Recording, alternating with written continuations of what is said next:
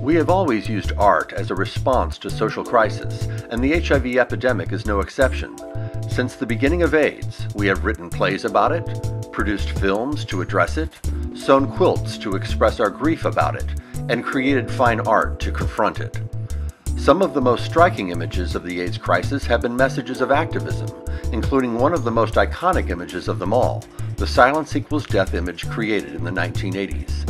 That image was created in part by artist Avram Finkelstein, and in this interview, he reflects on a personal journey that is the very intersection of art, social messages, and activism.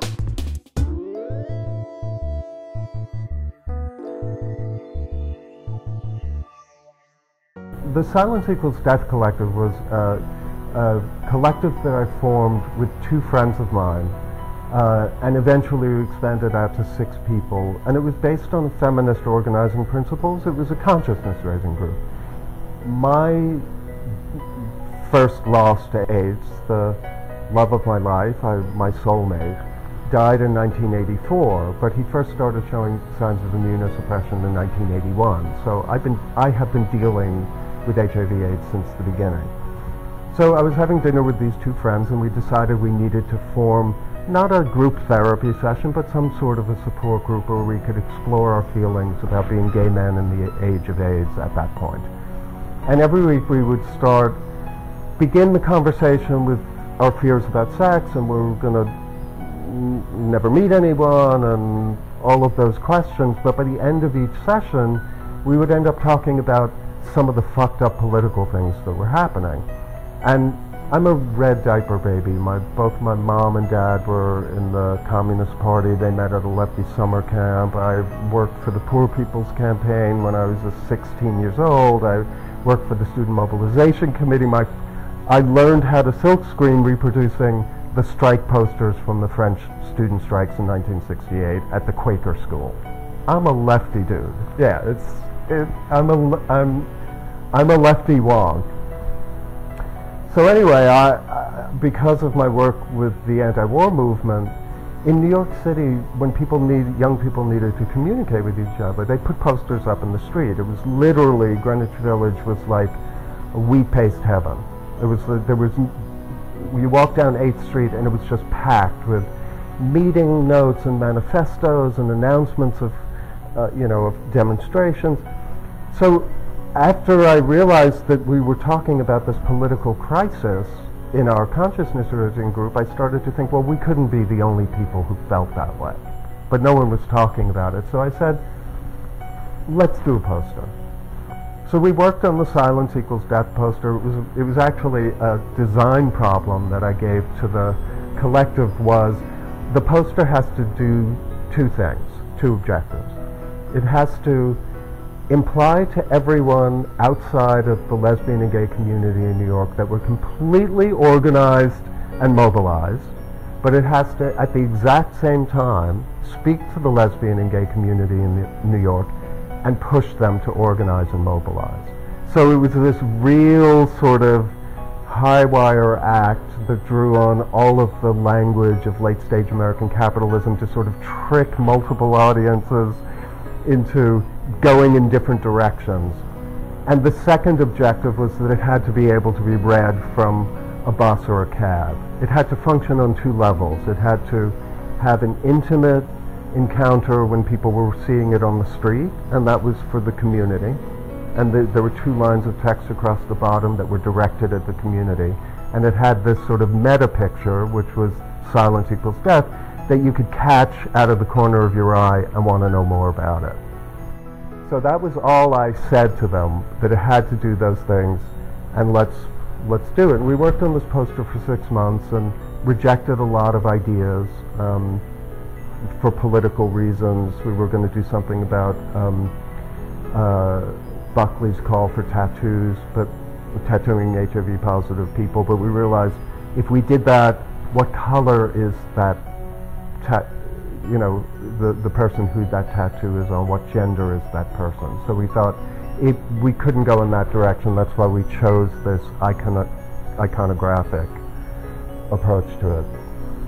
Anyway, we put the poster to bed in the collective formed in 1985, and we put the poster to bed at our last meeting in 1986 before the holidays. It was a microbiotic potluck at Jorge's house.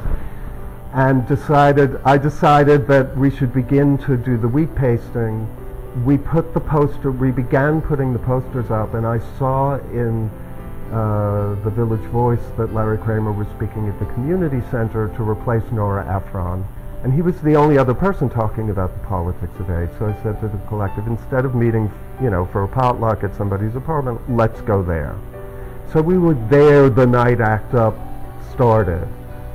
So that's the Silence Equals Death Collective, and that's how we came to be associated with ACT UP. In actual fact, I did not want to push the image on ACT UP, but I was going out with Simon Doonan, who at the time was the creative director at Barney's, and he's now a journalist and author. And he was the display director, so he said, why don't you bring these posters to the next ACT UP demo? And I said, no, Simon, I don't feel comfortable doing that. ACT UP has not adopted this or agreed with it. This is our work. He said, oh, just give them to me. I'll have the kids in the shop, put them on foam core, and I'll bring them in. It'll be off your head. So, in a way, ACT UP might not have ever had these posters if it was up to me. But all this to say that while we designed Silence Equals Death, it's my contention that it was actually ACT UP that created it, because if ACT UP hadn't come along at that exact moment, the poster could have come and gone in the night and you might never have heard of it. The entire experience of Silence Equals Death is a reflection of collectivity, which is why I'm so obsessed with passing on those skills. I feel like everything in late-stage American capitalism is an exercise in collectivity. Every celebrity, every politician, everything you see on Madison Avenue is a heavily massaged, mediated message for the public sphere. So I feel like collective endeavors are the most natural way to speak about complex topics in America.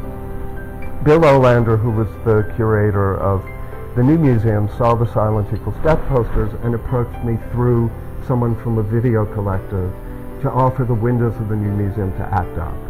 So I organized an ad hoc committee within ACT UP. It was an open committee. Anyone could join it. And at that point, around 50 people worked on that installation in the new museum window. And out of that project, several people decided they wanted to continue to work together, and that was Grand Fury. So Grand Fury started as this loose open committee within ACT UP, and eventually, in order to actually get work done, we decided to temporarily close it down. And at that point, it was around 12 people. Grand Fury's work that is probably the most familiar is the poster Read My Lips, which has a picture of two sailors from a porn magazine in the early 50s kissing. The Read My Lips poster was originally designed, Grand Fury decided to design one poster for every day of actions for 9 days of actions that ACT UP was taking on. And for the AIDS and Homophobia Day, one of the members of the collective, Tom Kalin, had been doing a lot of work around same-sex kissing in his own work as a videographer. And George Bush at that time, George Bush Sr., was in his stump speeches for the presidency, was using the phrase, read my lips, no new taxes.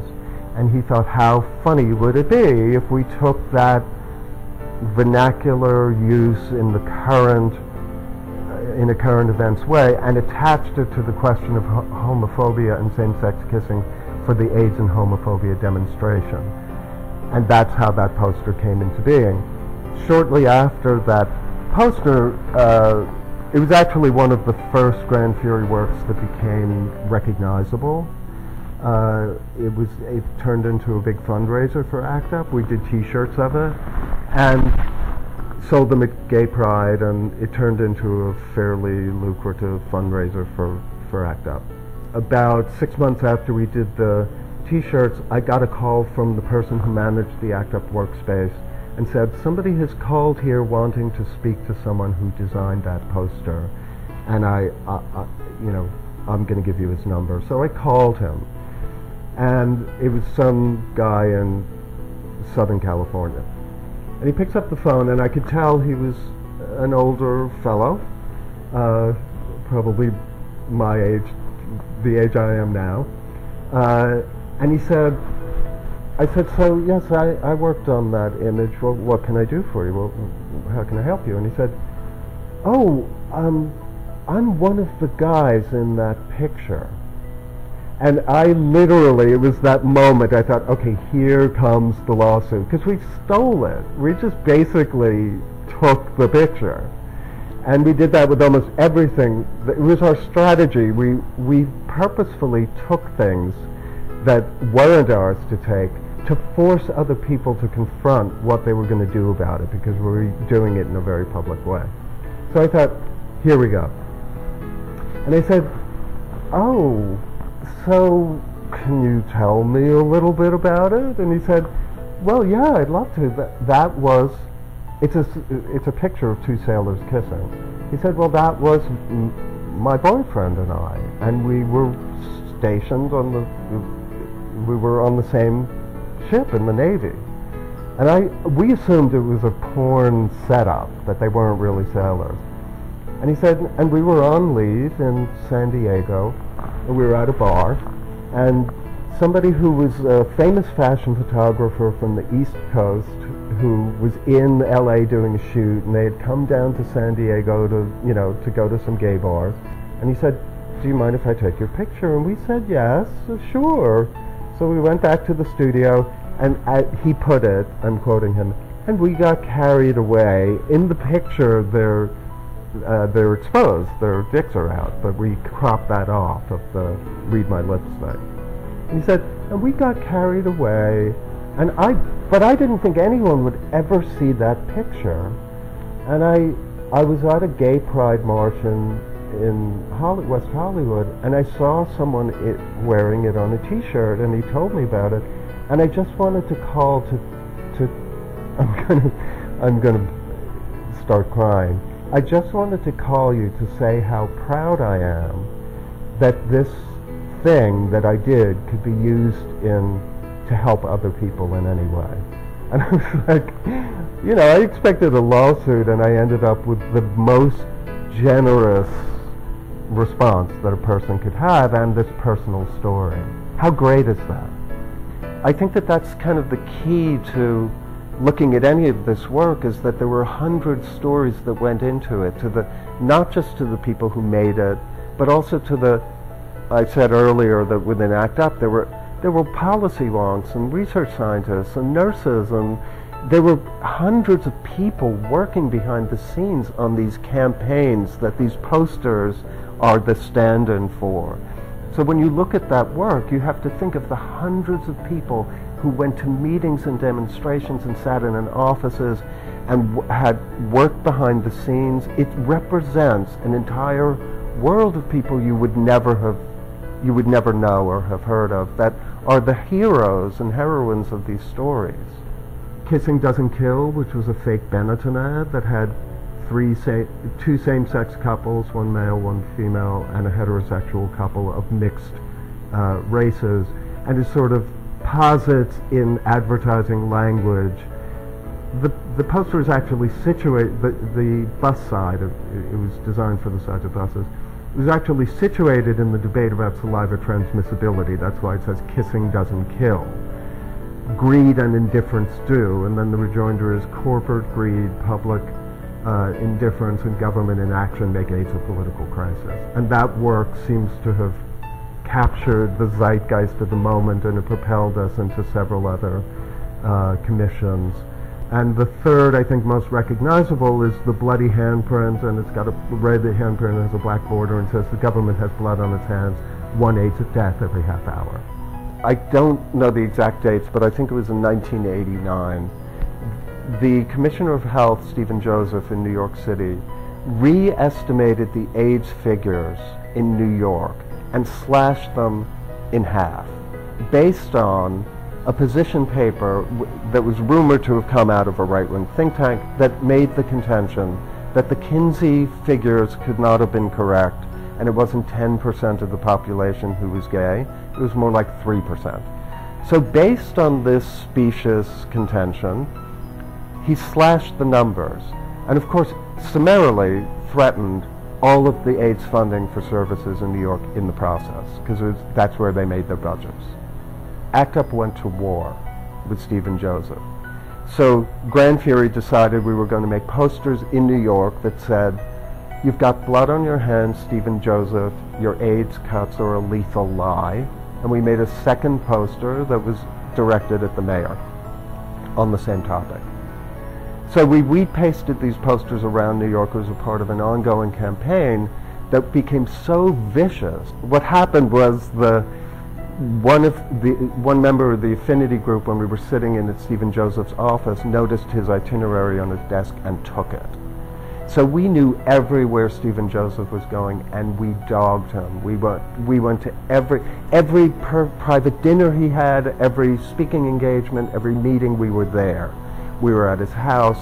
It freaked him out, and became such a thing in New York City that they actually called a police squad on one of our members, a police squad that's specifically investigates deaths of police officers. And it was rumored that Stephen Joseph had called them out. So it was a very vicious, very radical moment in New York ACT UP New York's history. That same year we decided to do the major demonstration at the FDA. It was our first big demonstration in DC. Not our first, but our first big one. And ACT UP was sort of always thinking about images, but within Grand Fury, Tom Kalin came to me and he said, "So what do you think we should do for that? You're the iconographic guy. You're the icon guy. What do you think we should do?" And I said, "I think we should make a national version of the bloody handprint," and that's what we did. So the poster you would be most familiar with is this national bloody handprint that says 1 AIDS death every half hour. But I think it's essential from an activist perspective to know that it was this sort of quiet, again, it's this sort of invisible set of actions that happened outside of the media spotlight that was a local issue with a commissioner of health that was quite specific, that led to this poster. And in a way, the canon sort of obliterates all of the work and the many people who went behind the scenes that led up to this iconographic image that you see.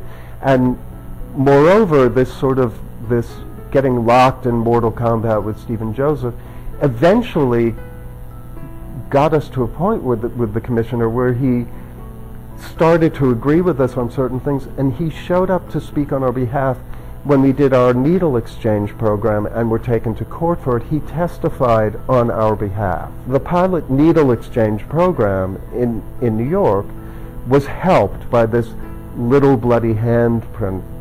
From an activist perspective, one should know that there were hundreds of things that went on that led up to it, that were spin-offs of it, that you will never see when you see a poster sort of domesticated inside a gallery setting and are told this was a very influential poster, but you don't hear these stories. I think it's useful for people who are grassroots activists now to hear the intricacies of it, and it might help them think about their own work. It might spur some ideas. So that's what the Flash Collective is a little bit about. It's an exercise in looking through this work, not looking at Silence Equals Death, but looking through it to the resistance strategies that brought it into being. That's where the lesson is. That's what we need to know now. Enjoy AZT was an idea that I had. Again, my mom was a cancer researcher. She was a biochemist and a microbiologist. And in the 60s, when I was a little kid, and I said to her, "So, Mommy, are they ever going to cure cancer?" She said, "No, there's too much money in it." The apple didn't fall far from the tree. So I went into my AIDS activism with this skepticism about the pharmaceutical industrial complex and wanted to do a poster that talked about the intricacies of how the drug approval process. And so I went to Grand Fury and proposed it to Grand Fury, but there were members of the collective who were adamantly opposed to it because AZT was the only drug therapy at the time, and they didn't feel comfortable taking pot shots at the one thing that people were able to have access to, which is a fair critique, but I felt like the critique of the pharmaceutical industrial complex still stands irregardless of the complexities of what we need to do in order to stay alive, and everyone should have everything at their fingertips, but that doesn't mean you shouldn't also know what's going on at the exact same time. So I decided to do the poster myself, and I called a friend and colleague, Vincent Gagliostro, who did a lot of graphics for ACT UP. It had a fairly dense couple of lines of text that talked about the problems with AZT. It wasn't 100% efficacious, it had toxicity questions, it was also a failed cancer drug, but it also talks about the economic subtext of the profit subtext. The tagline was, "Is this healthcare or wealth care?" I wanted to sort of introduce the idea to activists that we should understand that at the same time we have no choice but to ask for the release of drugs, and drugs into bodies we had no choice. Of course it was the right thing to do, but we were also doing the work of the pharmaceutical companies. It wasn't exactly like we were asking them to do something they didn't want to do. We were asking them to speed up the drug approval process. They were high-fiving each other while we were doing it, and I felt as activists we should know that, because there were many things that happened as a result of that were not so great. My current work is surrounding flash collectives and exercise in piercing through the canon of AIDS agitprop to look for the lessons that are applicable to the present and future struggles of people with HIV/AIDS and their advocates. It's an obsession of mine, and I won't sleep a good night's sleep until the AIDS crisis is over. I won't sleep the night.